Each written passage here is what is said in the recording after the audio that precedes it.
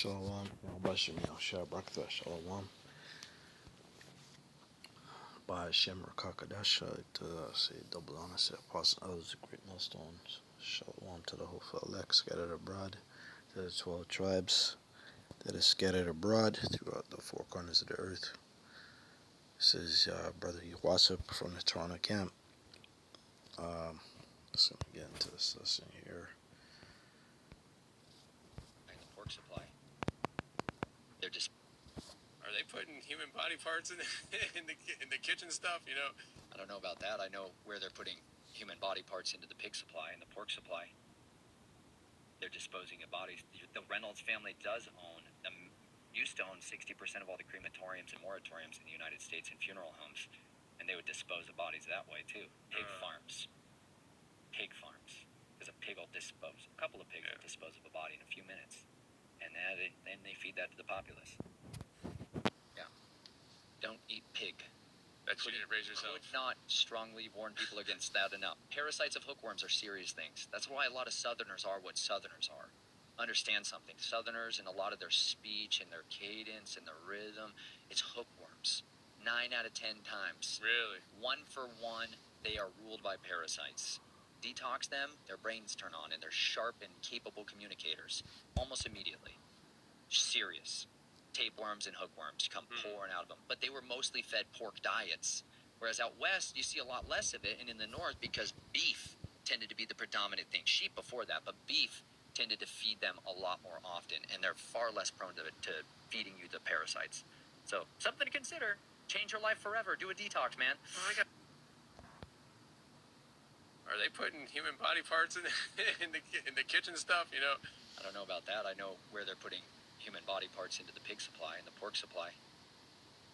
They're disposing of bodies. The Reynolds family does own, used to own 60% of all the crematoriums and moratoriums in the United States and funeral homes, and they would dispose of bodies that way too. Pig farms. Pig farms.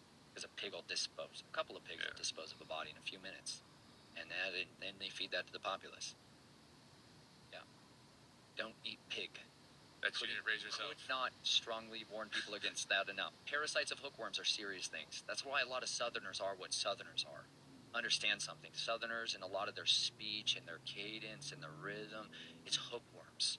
9 out of 10 times. Really? 1 for 1, they are ruled by parasites. Detox them, their brains turn on, and they're sharp and capable communicators. Almost immediately. Serious. Tapeworms and hookworms come pouring out of them. But they were mostly fed pork diets. Whereas out west, you see a lot less of it, and in the north, because beef tended to be the predominant thing. Sheep before that, but beef tended to feed them a lot more often, and they're far less prone to feeding you the parasites. So, something to consider. Change your life forever. Do a detox, man. Yeah, so you have it. You are what you eat. That's what I'm gonna name this lesson. So should be very mindful of the things that you consume. What you consume on it, what you put into your body, because certain things that you put in your body are meant to destroy you.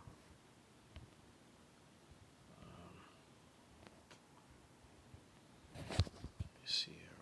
Oops.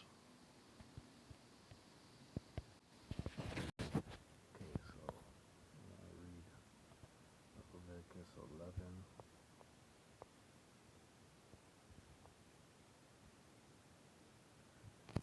It says, Speak unto the children of Israel, saying, These are the beasts which ye shall eat among all the beasts that are on earth.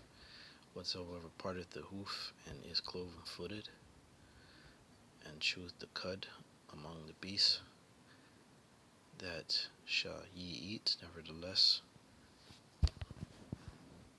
ye shall not eat of that chew or divide the hoof as camel, because he cheweth the cud, but divideth not the hoof, he is unclean. Let me read it in the NLT. It says, verse 4, 11:4. You may not, however, eat the fallen animals that have split hooves, which is the way how their foot is designed. that he cheweth the cud, but not both. The camel chews the cud, but does not split the hooves. Have split hooves. So there's a division in we have the foot is supposed to be two parts, and then this back piece um, that touches the floor or whatever. So uh, camel chews the cud, but does not have split hooves, so it is ceremonial unclean for you. The hyrax, it's a coin, it says here, King James. Hyrax chews the cud, but does not have split hooves, so it is unclean. A hare chews the cud, but does not have split hooves, so it is unclean. It doesn't have it, just has some feet like a dog. Oh, it is unclean. That's simple. Now, getting to the pig, as the video was explaining, it says a pig has evenly split hooves, but does not choose a cud, so it is unclean. So it says the pig has evenly split hooves, but does not chew the cud, so it's unclean.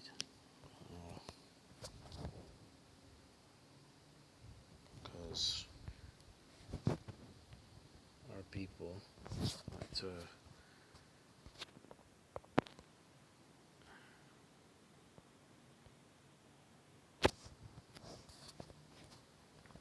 there's the pig's hooves.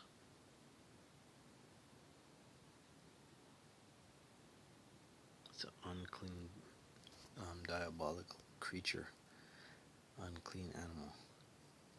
This is what a pig's foot looks like. And it has beer fat on it. There's no leanness of it. It's just a mobile, disposable, hostile, worm-infested animal.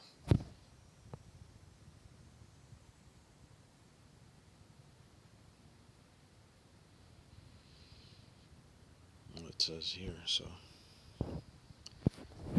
yet these chew the cud, but who's in it?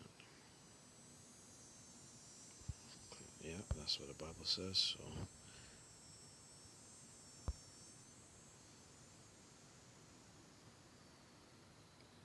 hooved toes on each foot. They have two larger toes in the middle, each that bear most of their weight.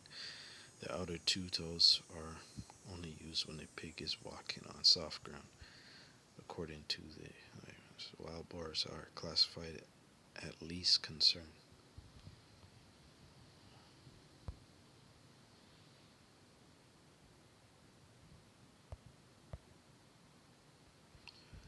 It says here, another source says here, unlike many other forms of livestock, pigs are omnivores, scavengers, eating virtually anything they come across, including carrion and refuse, which was etc. etc.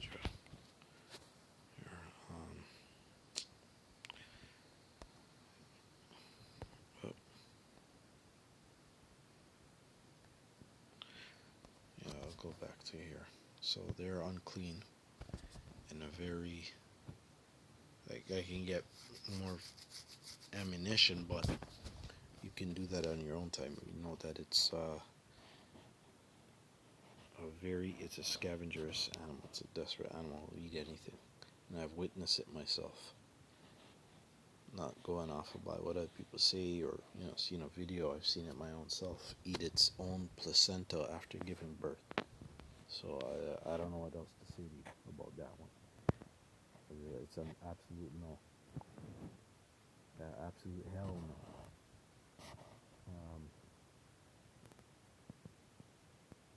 Hyrax chews the cud but does not split hooves. So, sorry, I was at 7. Says the pig evenly split hooves but does not chew the cud, so it is unclean. 8. You may not eat the meat these animals or even touch their carcasses. They are ceremonially unclean for you. Verse 9. Of all the marine animals, these are ones you may use for food. You may eat anything from the water if it both have fins and scales and hairs. Salakia. Um, if it both have fins and scales, whether taken from salt or from streams, but you must never eat animals of the sea from rivers that do not have fins and scales. They are detestable to you. This applies both to little creatures that live in shallow water and all to creatures that live in the deep. Yeah, so you can have a fish like creature that has fins and scales. And scales are similar to um, to hair follicles, which is a shielding of mhm, scales. Okay, we'll get that because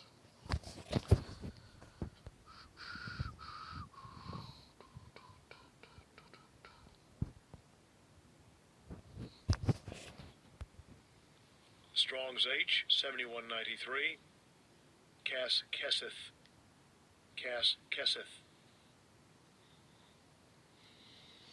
by duplication from an unused root, meaning to shell off as bark.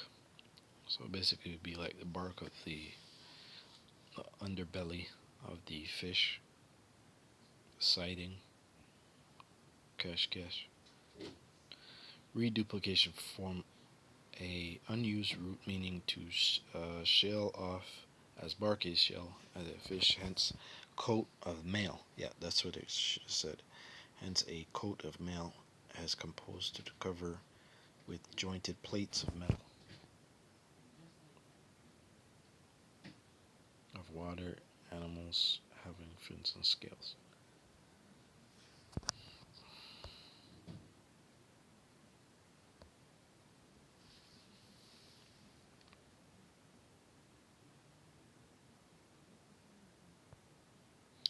They will always be, verse 11, they will always be detestable to you.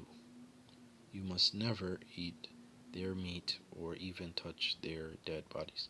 Yeah, so like it says here, they will always be detestable to you. So this law we're supposed to keep even in our captivity. It's not like, oh, just because Mosai sent us away and I can do whatever I want.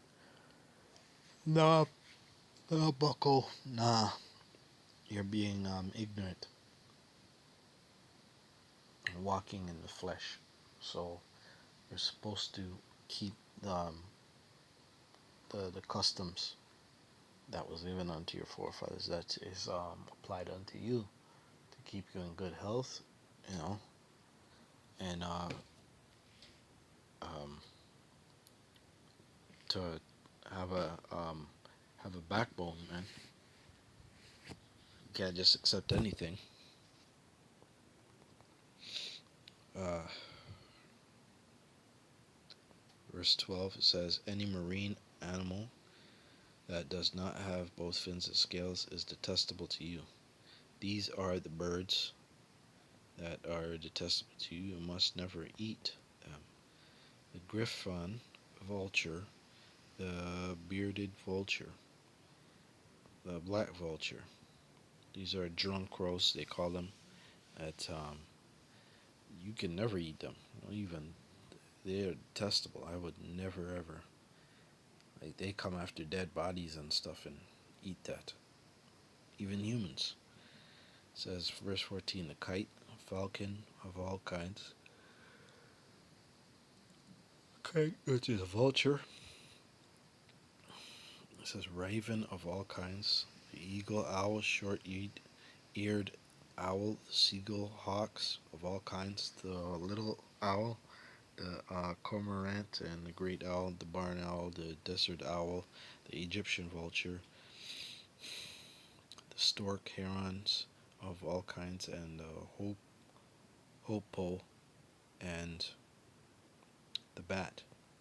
You must not eat winged insects that walk along the ground. They are detestable to you. You may, however, eat winged insects that walk along the ground that have jointed legs and also can jump. The insects you may be permitted to eat of kinds is the locust, the bald locusts, crickets, and grasshoppers. These are of the same family. Uh,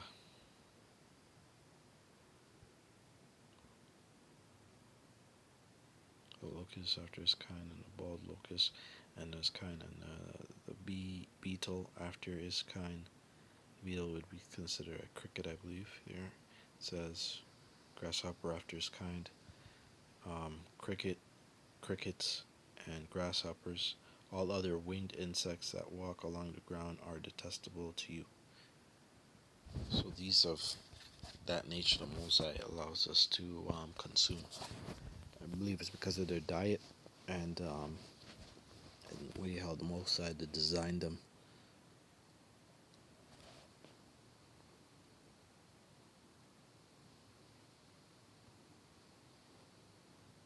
I know a lot would not eat them because there's some insect crawler and this that. But they're lawful because the Mosai said so, and you can cook them and then eat them, right? So I wouldn't be eating that raw and season it or whatever. But Jake can be creative. But there's only a handful of that. It says here, 24. The following creatures will make you detestable to you. Okay, the following creatures will make you ceremonially unclean. If any of you touch these carcasses, you will be defiled until even.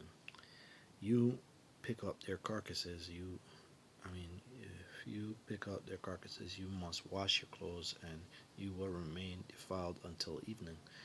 Any animal that has split hooves that are not evenly divided or does not chew the cud is unclean for you. If you touch the carcasses of such animal, you will be defiled. Of the animals that walk on all fours, those that have paws are unclean. If you touch the carcasses of such an animal, you will be defiled until evening.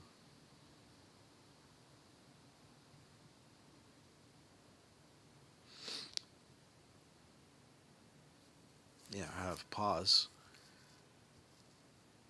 which is, any creature in general. So, verse 28, if you pick up a carcass, you must wash your clothes, and you will remain defiled until evening. These animals are unclean for you.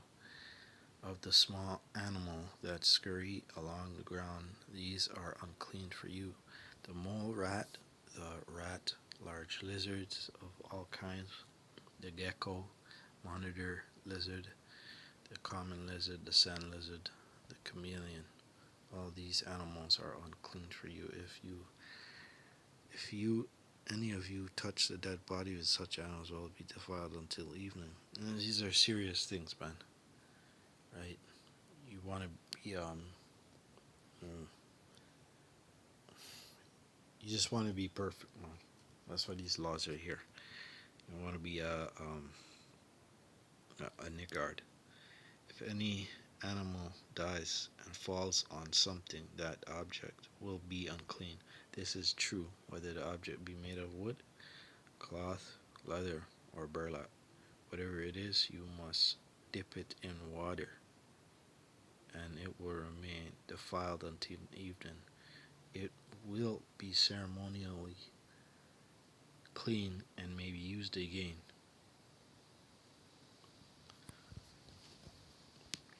If if such an animal falls into a clay pot, whether the pot will be defiled, the pot must be smashed. Dang, let me see that. It says, if any animals fall into a clay pot, everything in the pot will be defiled, and the pot must be smashed. If the water from such a container spills on any food, the food will be defiled, and any beverage in such container will be defiled. That's how serious this thing is, man. Most of those laws are serious. It says here, if any object on which a carcass of an animal falls will be defiled. If it be, oh man, my ribs. Falls will be defiled. It is an oven. If it is an oven or hearth, it must be destroyed or defiled, and you must treat it accordingly.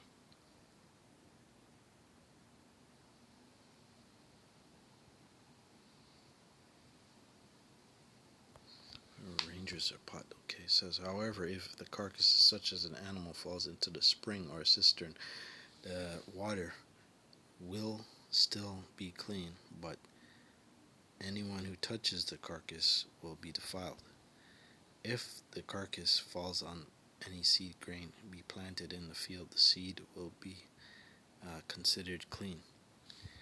But the seed is wet. But if the seed is wet, when the carcass falls on it, the seed will be defiled. If an animal you are permitted to eat dies and then he touches its carcass, you will be defiled until evening.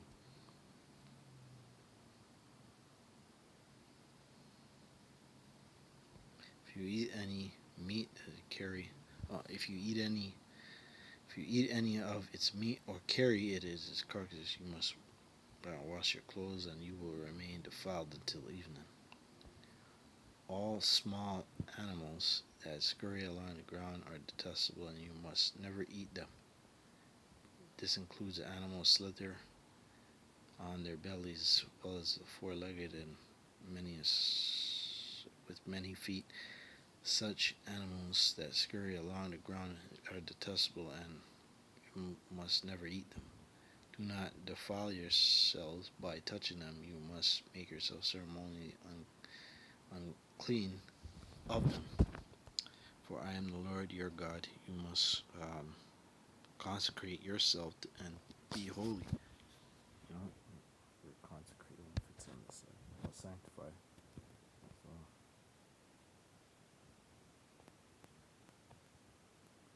consecrate yourself and be holy, because I am holy. Do not defile yourselves with any of these animals that scurry along the ground. For I, the Lord, the one who brought you up from the land of Egypt, that I might be your God. Therefore you must be holy, because I am holy.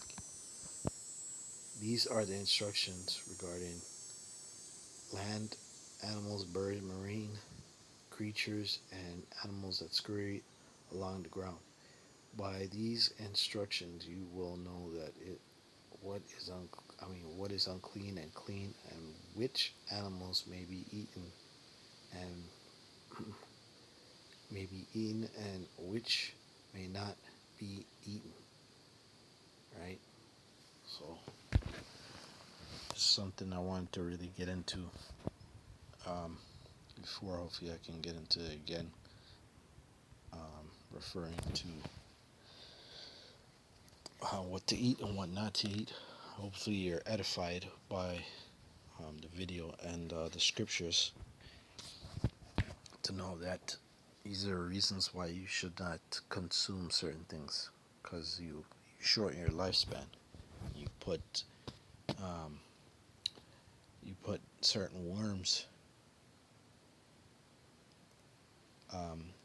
detestable things in your body that defile you and shorten your lifespan and risk your health, because you got to eat to live, to replenish the body. The body's not supposed to be eating just for the sake of eating. That's dangerous because you consume too much calories and stuff like that.